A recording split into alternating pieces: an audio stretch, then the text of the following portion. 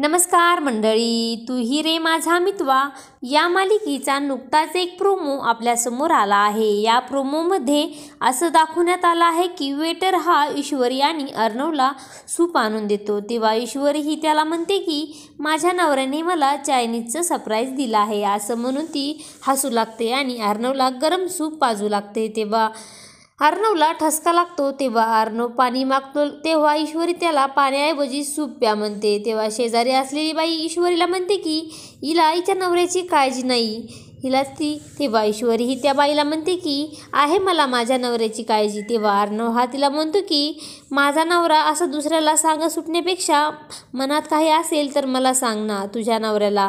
तेव्हा ईश्वरी ही काहीच उत्तर देत नाही। तर मित्रांनो, ईश्वरी ही अर्णवला प्रेमाची कबुली देणार का हे पाहणे खूपच रंजक ठरणार आहे।